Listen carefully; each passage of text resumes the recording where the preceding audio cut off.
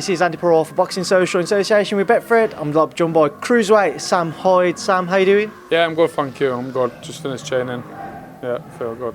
It's good to hear. And obviously I've just come down, I've just seen that training session and everybody seems extremely on it at the minute. What's it like to be involved in the camp, especially knowing that it's Anthony's last fight just around the corner? Yeah, I think there is like a little buzz or something at the minute. Joe's particularly on it at the minute. He's just won, Trainer of the Year again, and he's got like another new lease of life. Not that he ever took it, half-heartedly, but everyone's just on it. Callum's got a world title defence against Ryder. Jose Burton's in that golden contract, and he's not been out for ages, and it's his time to try and do something. Paul Butler's going to be going for another big title. Liam Smith, he's kind of going for another world title. Crolla, it's his last one.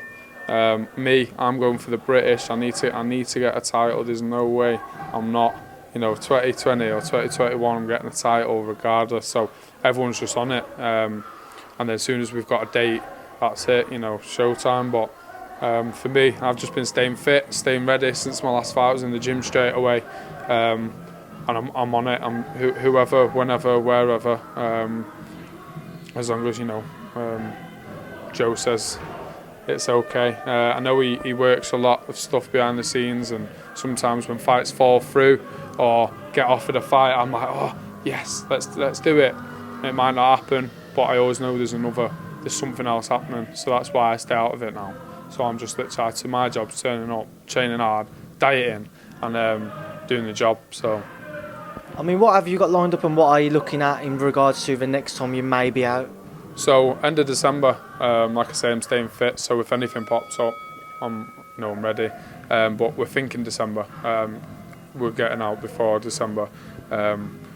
We've got exciting news, few things that have happened, and I've been put into a great position, which is just another step closer to that British title. And the way I'm seeing it now, I don't care who or when, it's the British title one. That's what I want. So whoever I've got to fight for it, whoever I've got to get past, that's it. So I'll leave it with Joe now. I know a few things have been going on behind the scenes, and there's talks of a few things. So I'm just staying fit with one goal of getting that title.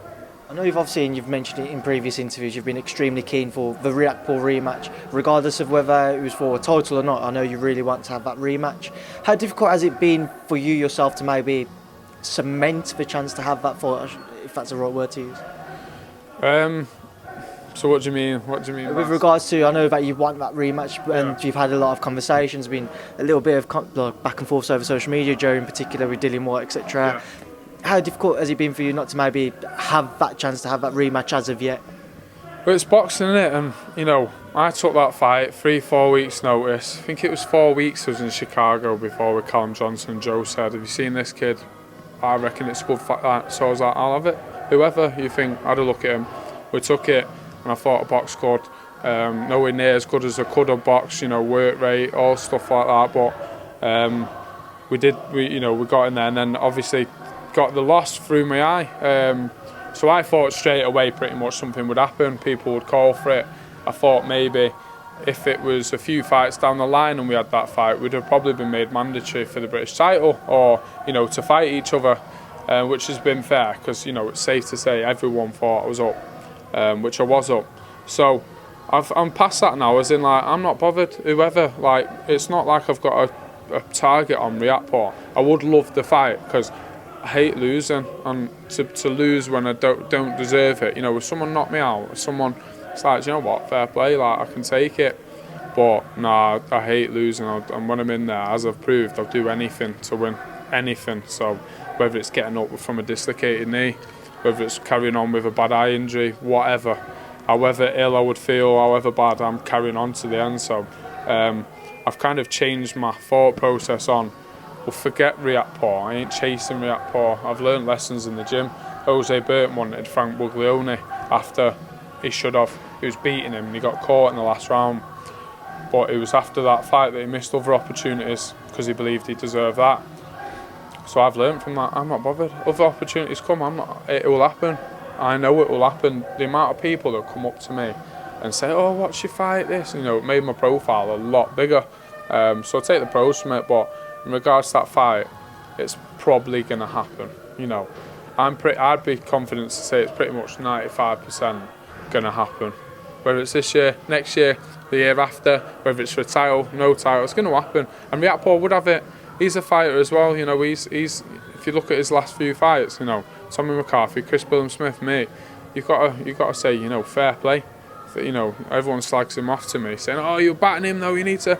But fair play, he takes the fight, so I know he's game. So it makes sense. And if he's going to get the British with getting an easier defence than me, do it. And then you know, let's see what Eddie can work out.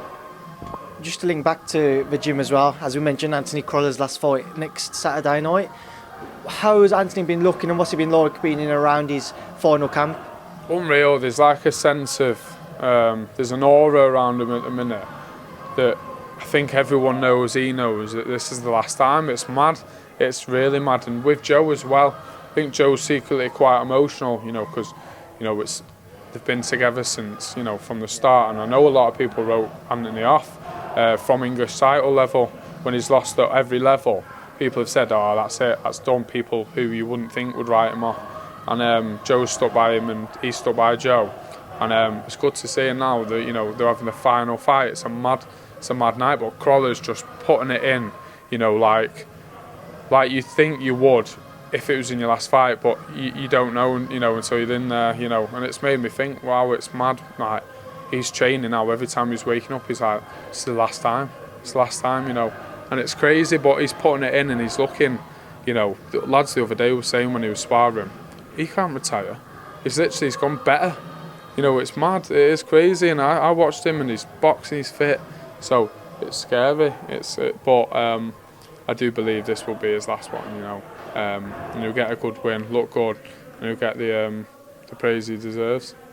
Final last couple of questions for you, and a couple of quick predictions this weekend. Regis Prograis versus Josh Taylor, World Boxing Super Series final. How do you see it playing out, Sam? Great fight. I think it will be quite, you know, quite even, and that Prograis he's quite big, isn't he, and sharp. But Josh Taylor, you know, he seems to be able to bang, and it's going to be a good fight. I think Josh Taylor edges it though. For me, I think he's just class, and I think he's had the more experience as well.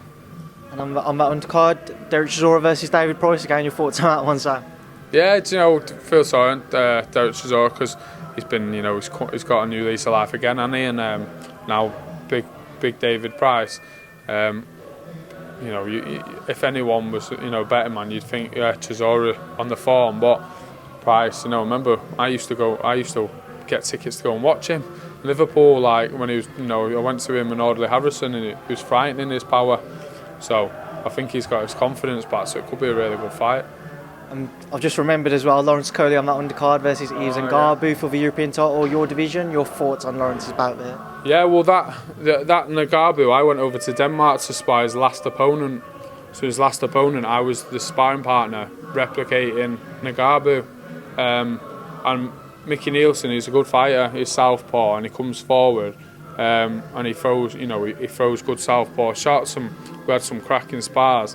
So when that Ngarbu beat him, I thought, you know, he must be decent. Although that Mickey Nielsen, he as the camp got closer, his weight drained and his power just went. But Ngarbu, yeah. So he's never really. That's the only thing I can kind of judge him on, yeah, from me sparring his last opponent and him beating him. But Coley's massive, gangly. You couldn't write him off against anyone, and his power. So I go with Coley. Well, Sam Hyde, as always, I appreciate your time. Thanks for speaking to myself on Boxing Social. Thank you for your time. Appreciate it.